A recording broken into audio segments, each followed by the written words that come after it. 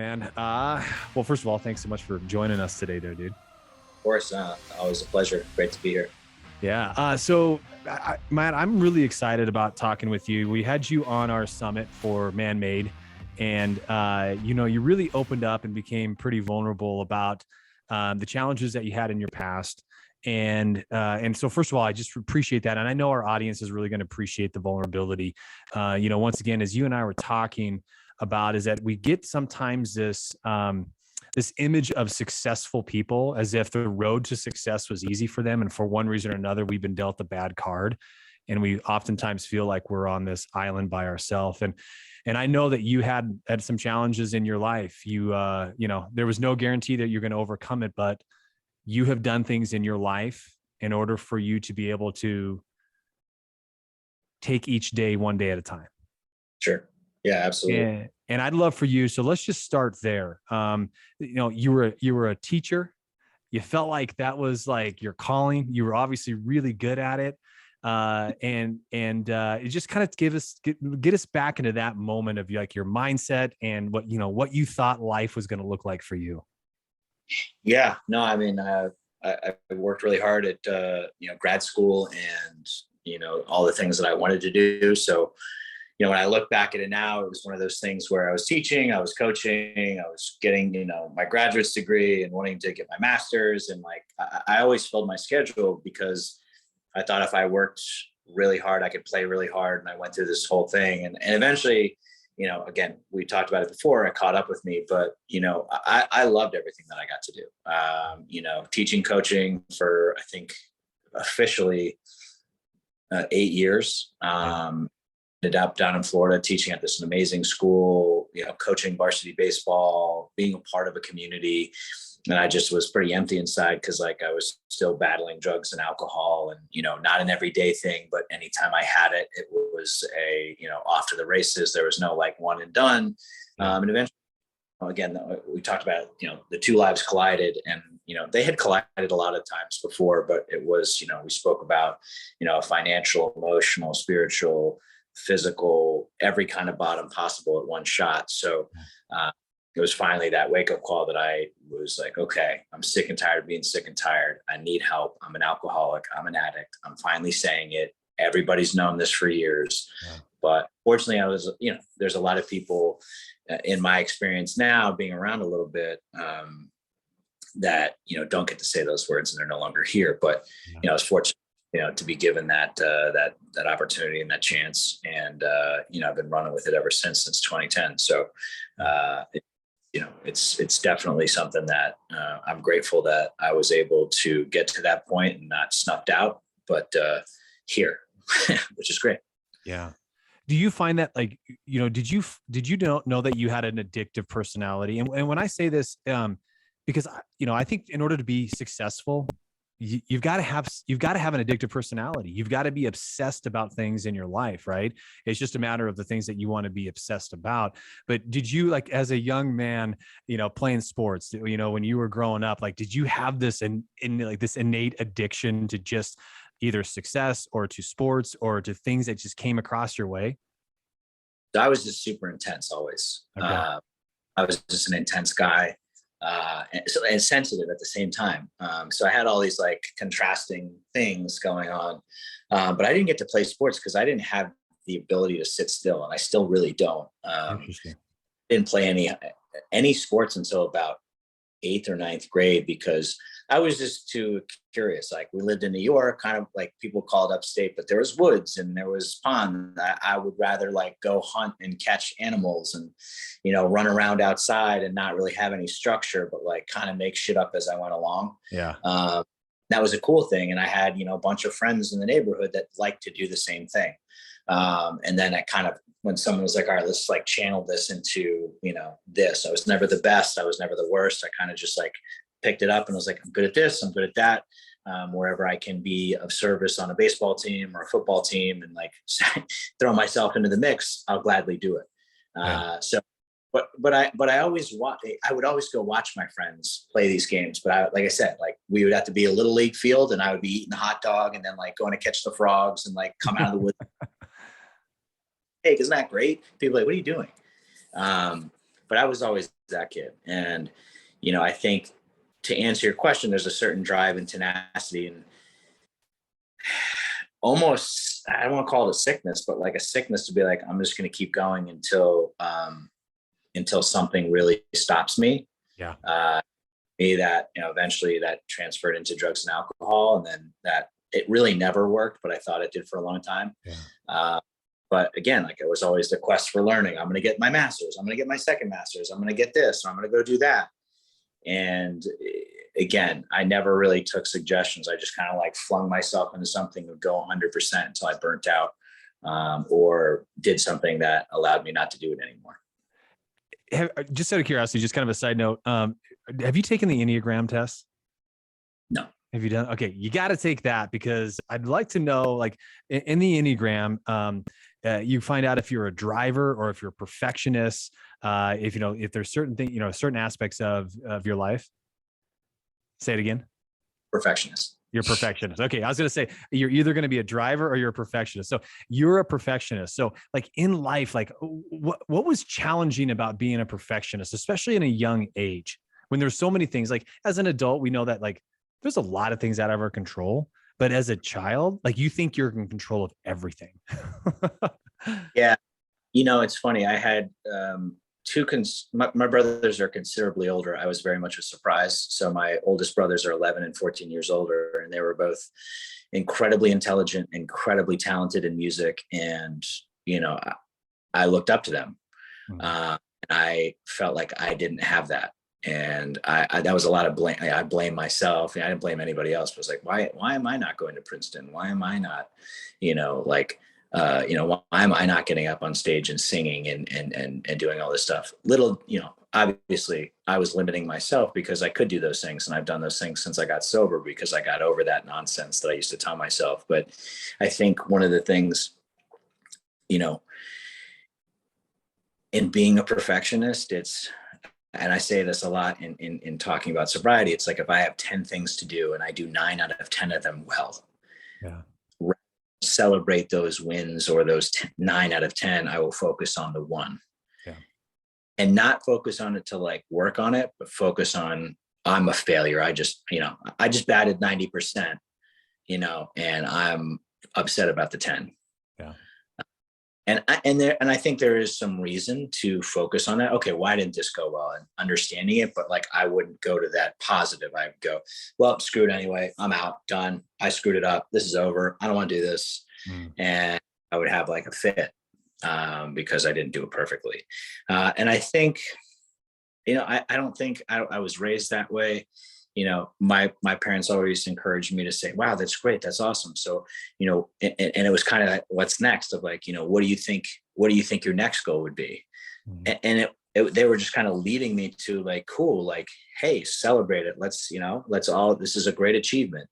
You know, what's next?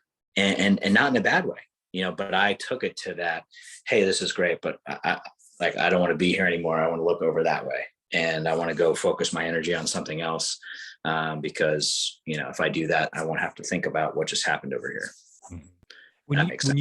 Yeah, no, I think it's perfect. When you were talking, you said, you know, we've kind of established that you're a perfectionist. You also said that, you know, you had a hard time focusing because you just were all over the place.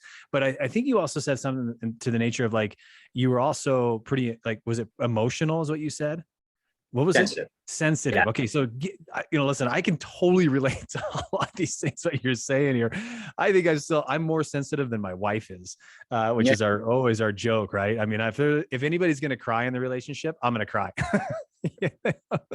So tell me about the sensitivity. Like, did you feel, you know, when you were growing up, I mean, was that an emotion that your brothers had, or that your you know, like your mom or your dad had, or did you feel like an outlier in that as well?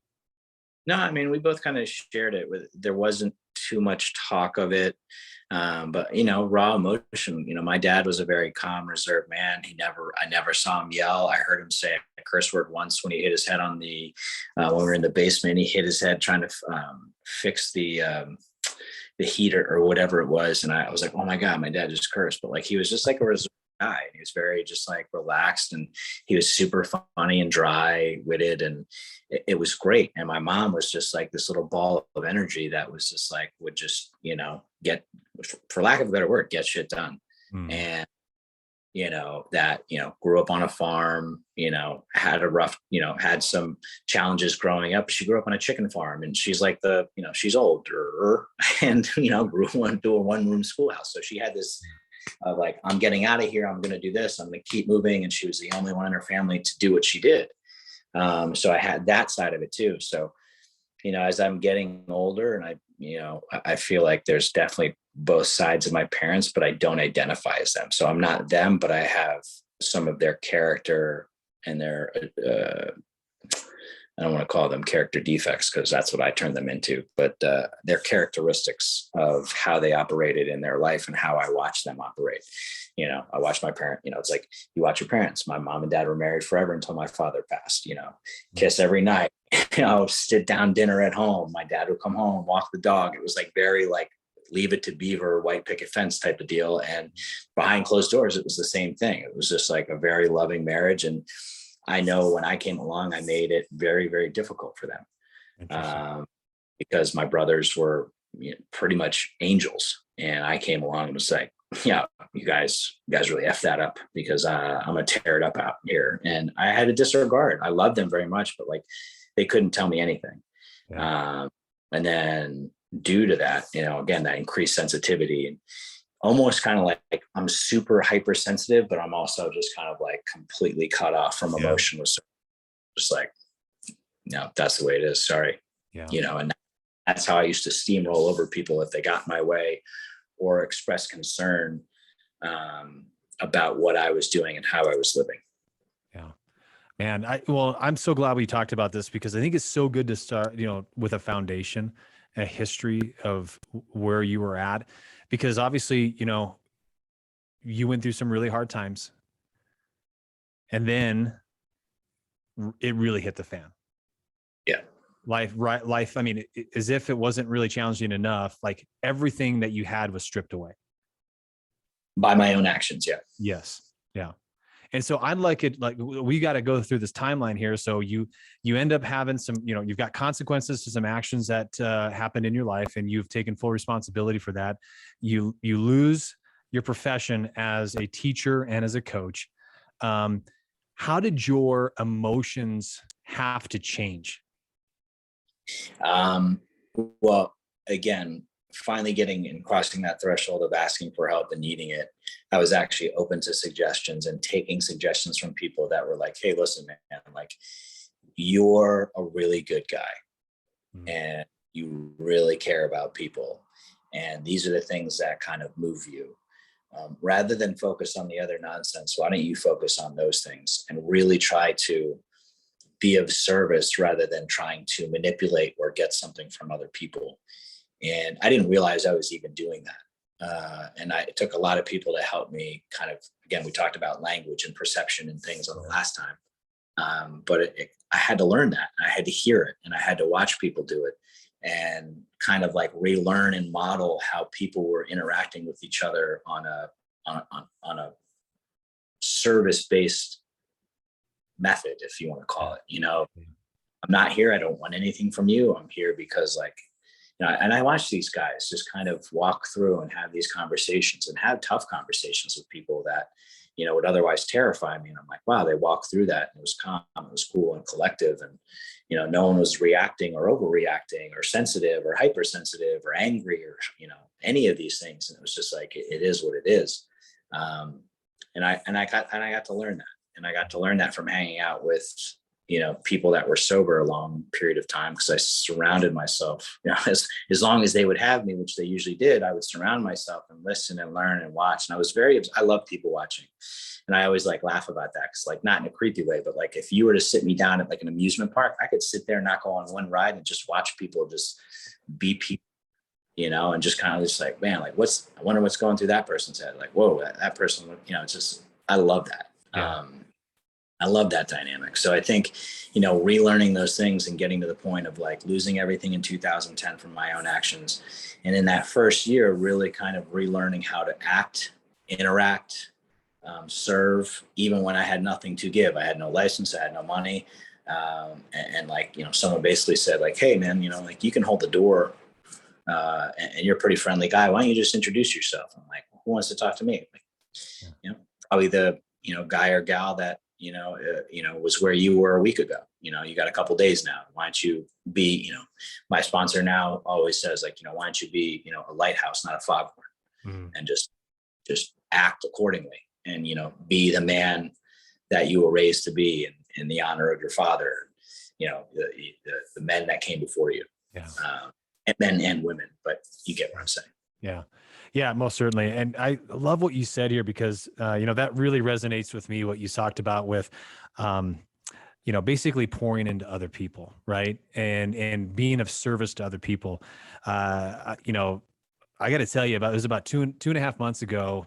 And I don't know if it was seasonal depression. I don't know if the fact that I'm 45 years old now and I'm getting to that point where maybe I'm just getting a little bit more imbalanced in that sense with emotions. But I was kind of going through this depression of going, oh, I'm 45. Like, really? Like, is this like I thought I'd be a little bit farther along, or, these things that we have a tendency to talk about ourselves in a negative way. Right. And it didn't matter what I was doing in a sense of like just trying to cheer myself up. I just couldn't get out of that funk for about 3 or 4 days. And I started finally having some conversations with people. And first of all, and that was really great to be able to have those honest conversations with people.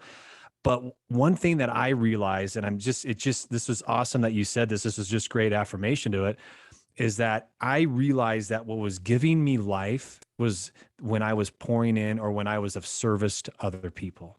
When I was like what you were saying, when I was just taking, or if I was just, getting stuff from people and I had nothing in exchange to give to them, then I was it was an empty feeling. Right.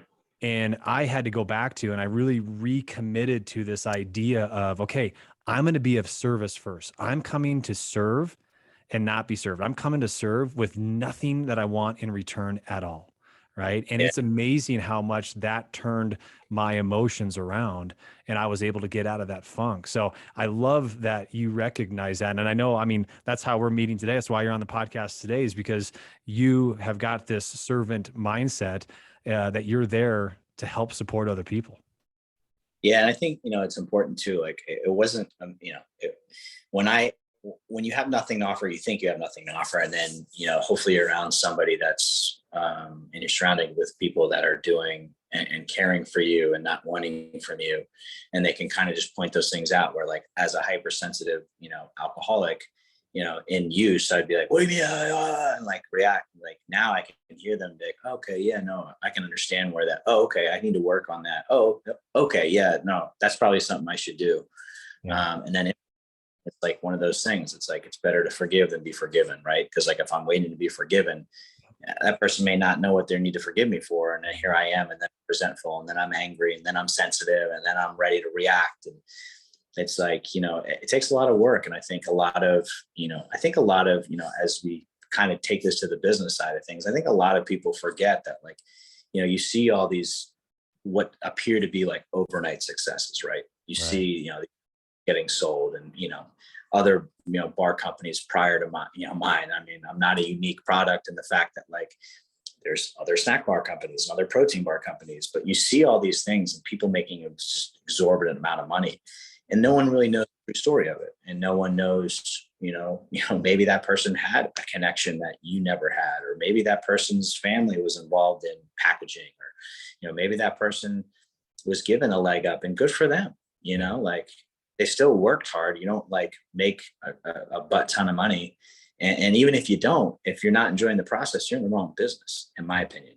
Yeah. And that's with anything. I think, I think there are no gray areas. Yeah. You know what I mean? And I say that, I think I said that last time, and I have to say that because, there's a lot of businesses and people out there that live in the gray, and it's not, it is or it isn't. You either do it or you don't. And it's kind of like, yeah, I'm okay with this here. Maybe on the verge of being illegal or hurting somebody or not. But, at the end of the day, I can sleep. And you're just like, man, like, that doesn't make sense. Yeah. And I had to learn that the hard way. Several people who I thought were on the up and up ended up not being. Yeah. And it was shocking, and it was hurt. I was hurt, and I had to learn that, and I think, you know, uh, there's a lot of good in learning that, and I'm glad that I did. But when you're going through it, and I'm sure like some of the business owners and people that you mentor and some of the people that, reach out to you and what you're doing and what you've heard is, oh man, I put, all of my faith and trust and money and love into this, and that person just like scammed me. Mhm. You're like, yeah, I mean, what do you, and then it's like, cool. All right, that's done. Are we going to focus on that, or what are you going to do about it? Right. What's next? Right. Yeah. Well, and I think some of the best lessons in your life come from those moments. And I think this is a great transition because, once again, you've got a great business that you've got going on now. You've got FROPRO, which is short for frozen protein, great bars, no doubt about it. But it was through these challenges, it's through these dark days, these dark moments. But it was also through you rebuilding yourself, rebuilding your life, that you came up with this idea, that this concept came to fruition.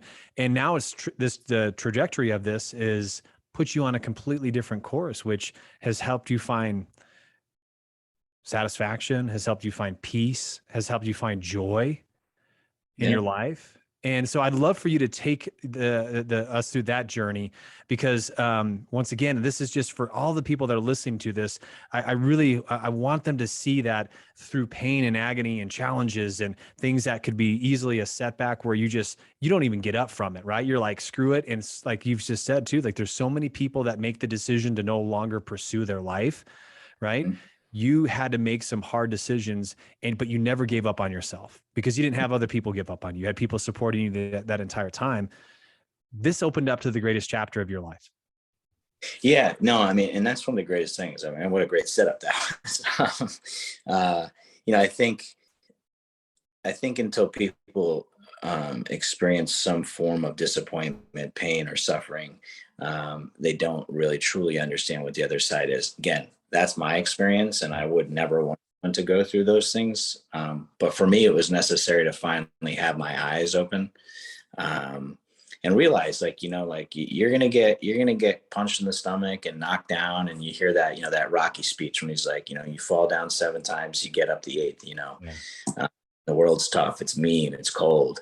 But I find there is that aspect to it, but there is that aspect of, you find the right community, you find the right people, and you have people that support you, and you truly are close with, and indicate what you're doing, how you're doing it, and who you are.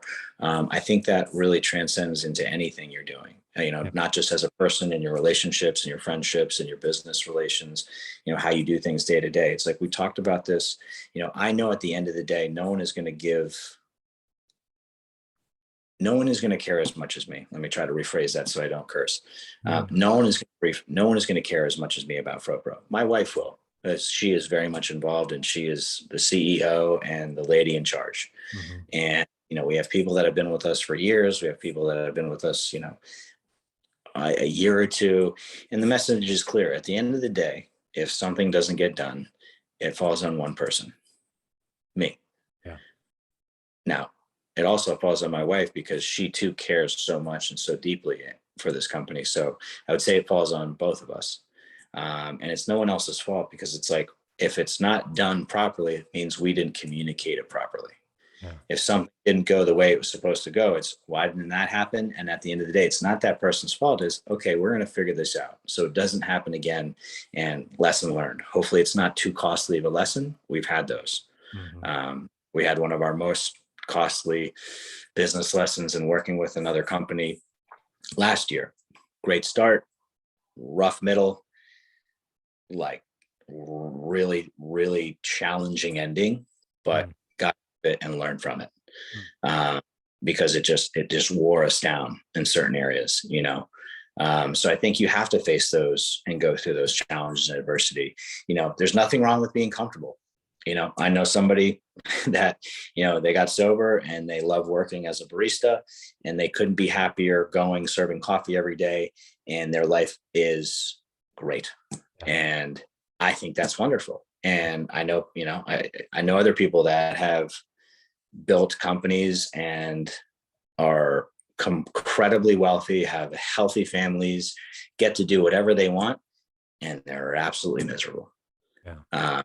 So I think you really have to go through a lot of that and then learn how to appreciate it and be grateful and not. And this is a big thing for me because it was told to me and drilled into my head and still is if you're taking credit for it, you're all wrong. You give credit to the universe for the opportunity. Yeah. Put in the effort, bust your ass, work hard. That's it. That's what you're supposed to do if you have a business or you're starting a business. But other than that, like if you're not giving credit to the universe for that opportunity, I'm just trying not to be, I'm not trying not to say this in like a negative way, but it's tough. Say it, dude. You're fine. Yeah, We got athletes on here. We got like, right. Seriously, Well, basically, let it go, bro. Expressing gratitude for the opportunity, you're fucked. Yeah. And that's one of those things. Like I had somebody visit today who's known me since I got sober, finally come and show up at the place and was like, wow, I had no idea. And I was like, well, yeah, I mean, I'm not going to like talk about this and that and the other thing. Like, you should be so proud of yourself. I was like, I'm really grateful for the opportunity. Yeah, that's good. The opportunity, I finally was able to do something with that opportunity rather than squander it like I did in the past or be scared of success and run away, which was common for me too, So I think, anybody starting a business, like I've talked to a couple of people, and it's funny when people ask me, I'm like, listen, my wife runs the show, right? Like we are officially a woman-owned business.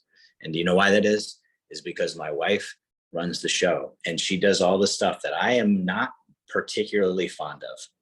And I do the stuff that she's not particularly fond of, but in the day-to-day, she made it her mission to take us to that next level. And she did, when she came aboard in 2016, all credit, literally, I'm so grateful she came in because I didn't know what the hell I was doing. I was writing stuff down in a notebook with pencil. Yeah. And like computers have been out for a while, and I'm not old, but I just did things the way I knew how to do things. And she's like, okay, we got to streamline this, automate this. And then there's certain things that we just have that great partnership. And I don't recommend, it's like, I always say, it's like, if you're, we're married and we enjoy it. And a lot of people are like, how do you do that? I'm like, well, we have a delicate balance, we know what our roles are at work. And when we come home, sure, we'll talk about it, but we also know what our roles are at home. And it's to be with each other, not talking about that and focusing on each other for, our emotions, feeding each other, intimacy, going on walks and just having some downtime, which can be really, really challenging for a business too. You gotta find the ways that it works and it's so funny and follow that routine, but also be flexible and not beat yourself up if something doesn't go the way it normally does and be like, you know what, today I am kind of tired. I'm going to take an hour nap and then get back to it. Or I'm going to go hit 9 holes, or I'm going to go get a workout because right now I'm trying to create a solution where the problem exists and the problem can be here. Right. And I got to completely unplug and talk to somebody or get out of my head and then come back and be like, okay, here's the deal. So I don't think there's really a manual. And I have to say this because people always ask me this question. I didn't know if it was in your queue. So tell me about your business plan. I didn't have one until last year. I was gonna say, I remember the last time you talked, you didn't have one. So it's like, you just show up. How many do I need to make today? Exactly. So it's again, I think there's no right or wrong way, but I think it comes down to that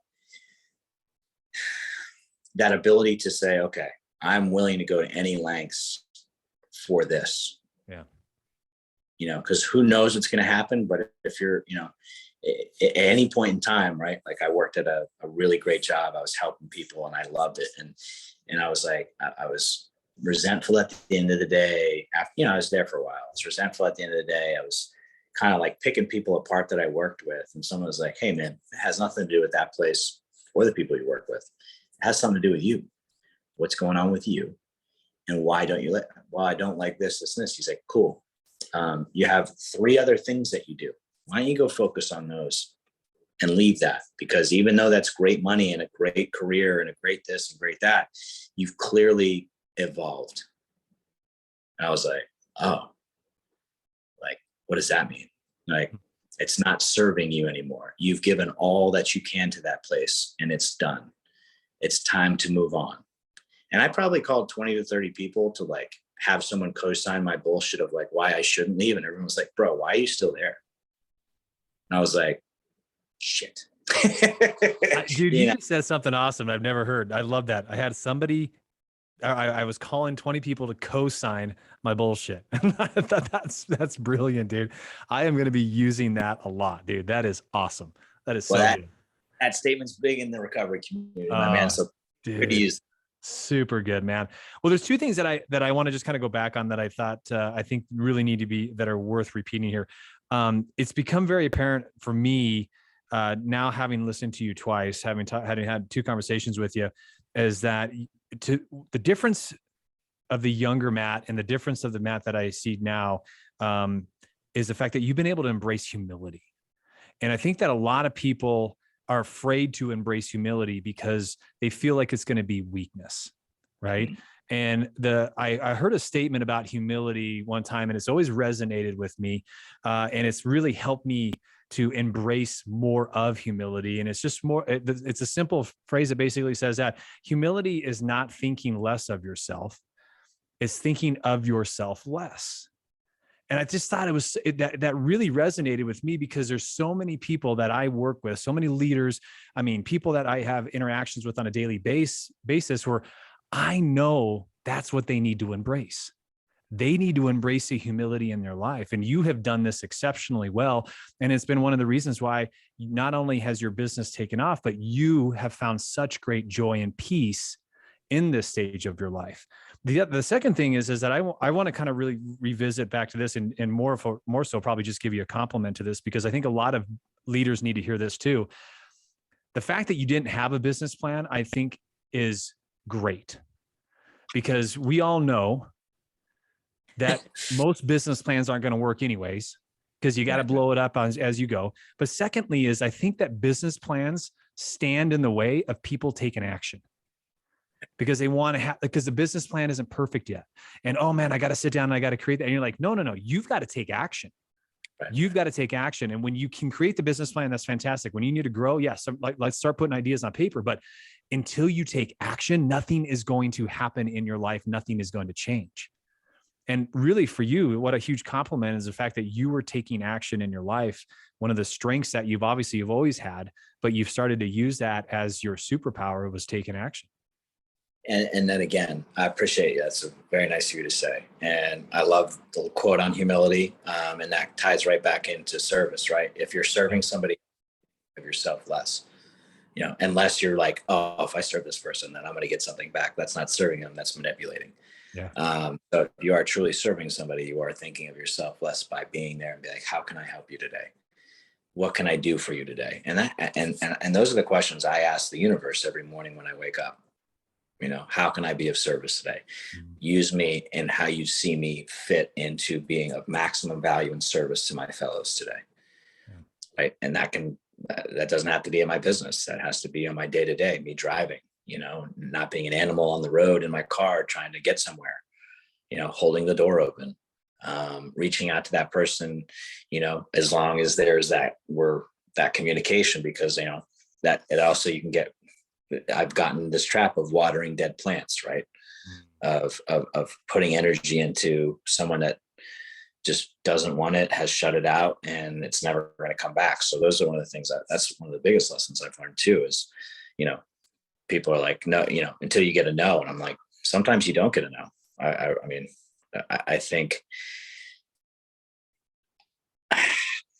I think time, and you said like young Matt and old Matt, I've had success where at one point the door was shut in my face, and old Matt would have been like, oh man, what do you mean? All sensitive, but I kept moving forward. And, now that account is our account. Does that, like, awesome. conversations where someone was like, hey man, like someone was building their brand. And I was like, hey, great job. I just want your feedback. And they're like, they shut me down. A couple of years later, I run into that person. Hey, I reached out to you. You're great. Just wanted to say it. Thanks for your message today. Yeah. Hey man, what is it you're doing? You're still doing that? Yep. Why don't we have a conversation? Great. So I think, I don't want to say like every no is a no. But it's like, if I'm really going out there and I'm just offering, so like, if I'm offering you a compliment, I'm not secretly wanting you to be like, oh man, I got to compliment him back. I'm serving by saying, yeah, man, like, hey, that's a killer fucking poster behind you. I love that. Yeah. Like, I think it's great. Yeah. I don't want you to say anything about this. Yeah. I can read that, but I think, it's that going into things and taking massive action, because massive action will eventually lead to results, which I'm not in charge of. And I was made very clear on that too. Mm-hmm. Just keep taking massive action and celebrating the little wins. And like, when you get to the whatever goal or whatever thing, actually be like, wow, cool, that worked well. Can we replicate that? Cool. We're going to move in a different direction. This was cool. We're going this way. Yes. But being okay with that. And I think, it's like, we've had some successes and had some really great, like, explosive marketing viral moments. And guess what? The next day, got to keep moving. Yeah. No one wants to talk about being on TV in 2016. Yeah, right. Exactly. That was the moment at that time. It doesn't serve you today, though. Right. Yeah. It's like, it's like the Al Bundy. Like, I remember when I scored 4 high school touchdowns at Polk High, and it's like, no one remembers. Only you. Oh man, you're saying some great one-liners here, dude. And I've got my phone next to me, so as soon as we're done with this interview, I'm writing these down so I don't forget them, dude. It's so good. Watering dead plants. I love that. That's so good, dude. Yeah, they don't come back. I had to think about that. I was like, yeah, but if you water the plants, and they're like, dude, they're dead, bro. They're not coming. There is no life, bro. That's great, dude. So I'd love to know. Well, first of all, I got to say this before we leave. I love your posts of you in the ice barrel, by the way. Like, every time, dude, I just want to I want to send you a picture too. Yeah, I love it when people go through the discomfort of the ice barrels, right? It's so good. I had somebody come try it out. They're big cryo people, and she's super fit, a little bit older, and she got in there and most first timers, 90 seconds. She was like 3.5 minutes in, and she's like, how many rounds are we doing? And I was like, oh, like, you're in for it. I was like, great. I was like, we're doing 2 more, 3 to 5 minutes of pop. I'm going to go in. And it was cool because it's like watching people deal with breath, deal with discomfort. How do they handle it? And I mean, I was just in Austin, and they go even colder than I do. And it took my breath away. I was like, man, I got to get used to this, because if I come back here being the perfectionist that I am, I don't want to be jumping out in 90 seconds. Yeah. I want to be in there for 10 minutes and be like, what's up? I love it. What temperature do you keep yours at, or try to? Man, I try to keep it in like high 40s, but like I can't get we're in the South Florida sun. So like I'll put in like 150 pounds of ice, and it is water by the time people get it. Well, I was going to say, it's expensive. I've got the same barrel, and that's the frustration. I mean, I could talk probably a half an hour on some of the frustrations about this barrel, by the way, because I live up in Wyoming. Right. And so good. You can rent ice machines. Yeah. Did you know that? I didn't know that. I didn't know that. You can buy them. They're like $1,000 for like a decent one. But if it breaks or there's a water issue, you got to hire somebody. If you rent one per month, what we spend in ice, I'm guessing if you're doing it as frequently and helping people to do it, what you spend in a week, probably, or 2 weeks, will be about what it costs a month to have somebody come and facilitate it. Yeah, well, I was gonna say, how much you got to be good. Like the amount of money you're spending in ice, you've already surpassed what you paid for the barrel. Pretty much. Well, have you seen that? There's another one. Do you follow JP Sears? Oh yeah. So did you see his ice barrel? His ice barrel YouTube? Is that the where he's making fun of it? Yes. Yeah, So I know people that have like the new white tub is pretty yes. nice, and there's one I saw at the CrossFit Wadapalooza down in Miami. It was like copper and this, and Yeah. they're like, we're just demoing this for low cost of 19 grand. You can have Yeah. one. I was like, Oh, what? no way, dude. Yeah, the white one. I want the white one. I don't know where I'd put it because it is a little bit, it is a little bit awkward, but it's, I don't want to drop 5 grand either. So, but I wanted to make sure I brought up the ice barrel because I love the fact that you're doing it. I love the pain in the faces as well too because I feel that every morning myself. But as we conclude this time with each other, dude, I would just love for you to at the end of the day, like what's the future look like? Like, what are you excited about? Like, where are you going? Give us some inspiration of like, dude, life has been good, but this is what I'm so excited about right now in my future. Yeah, I mean, life has been great. I'm really excited because we invested in infrastructure here. So we have a new packaging machine that's going to make us even more efficient and allow us to crank out more bars to get to more places. Yeah. We've been waiting, again, like most people, for certain opportunities that were tabled and then gone away, revisited with COVID. So we're just in the queue for a lot of things. But we've had some really great success. And I think one thing I'm really excited is we just got into all the Capital Ones in the US. So we're in a bunch of different states now. Expansion from Whole Foods into new territories and getting back to the Northeast and pushing west is something that I'm very excited about. And then possible partnerships and collaborations with other brands that have really not only like gone viral and broken out throughout the United States, but are doing things for their communities, and linking with them for not only sharing product reasons, but what they're doing reasons. So that's what really excites me. There's being able to travel and do events excites me, and I'm getting to I'll be out in actually Denver in April. I don't know when this is going to air, but I'll be in Denver for my friends hosting a big workout, cold plunge, and my brother's coming in off, and just more of those events where it just increases the consciousness of like community and supporting and like really, really getting into it with like new people that just what I have here is building these other communities or coming into certain communities and being like, hey, how can I serve? How can I be a part of? Here's a bunch, like whatever that is. Yeah. Love it, man. Ah, it's What about, exciting, dude. What about you? What am I excited about? Yeah. Oh, good question, You man. didn't I'm think the that one asking questions. I'm not I'm not answering questions today. did you? Say what again? You didn't think that question was coming, did you? No, I did not. Here's what I'm excited about. We're starting book number 2. That's been something in the works that I've been really pondering if I'm ready to tackle that challenge again, because the first one was just a massive labor of love and really, really hard to do. It took me almost 2 years to get through it. And but I'm excited about this one. I think we've got a great process down, and I'm really, really excited about the message that we're going to be talking about. I'm excited about because I've got a number of different companies. I'm excited about this. Getting back into the podcasting stuff that we've been doing. We took a little bit of a hiatus just because it just got so overwhelmingly busy for us the last quarter. And it's good to get back to these types of things. It's good to get back to talking to people again and how life-giving that is. And so I'm excited about that. I've got real estate, and we're going to be in for, I think, a real tough, challenging couple years here. Inflation, interest rates, lack of inventory.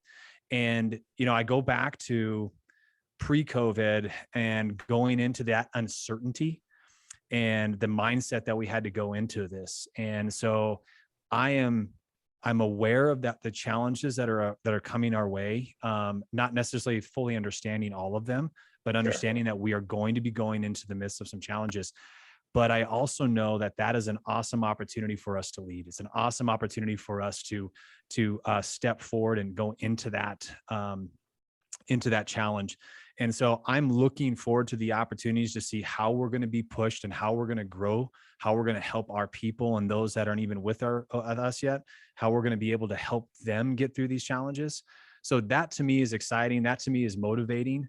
And I'm looking forward to the growth. It's funny. I just, I reposted a video that I had shot 2 years ago in March, and just looking at me and the growth that I've had since 2 years, the messaging was still important. The messaging was still like spot on to a certain point, to what's relevant today.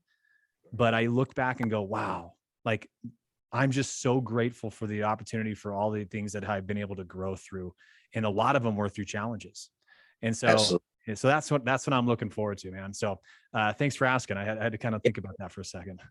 Well, that sounds great, man. I mean, congrats on all that. And I think it's just going to be super epic.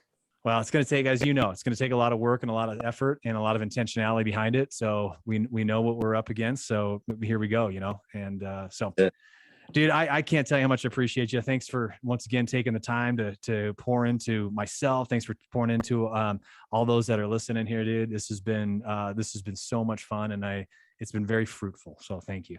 Yeah, no, I mean, so great, man. I really appreciate you, and hope this helps somebody. And if any questions, they can always reach out, Yeah. DM, mail, text, whatever. Yeah, you do a lot of stuff on Instagram. What's your handle on Instagram?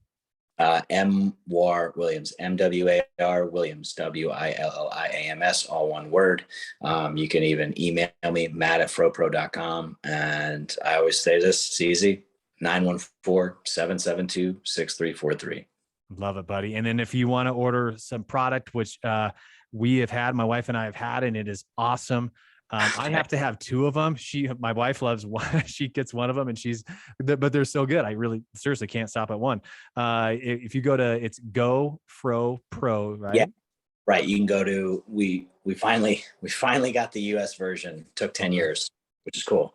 It's www.fropro.com. And you can, if you still go to www.gofropro.com, it will still lead.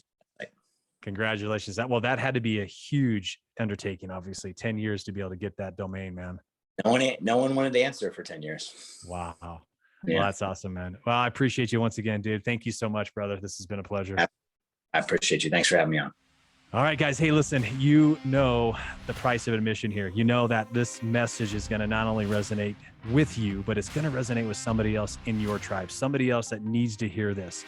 So no matter where you're at in your business, no matter where you're at in life, you know that there are challenges that you are faced with. And Matt was a great example. He was so vulnerable today to share with you the things that he's had to do, the things that he's had to overcome in order to lead in the life that he has right now. So I just ask you, if there's somebody in your life that is on your heart right now, just pass this to them. Allow them to hear this message, because you never know what this is going to do for their life. Love you all. We'll see you on the next episode.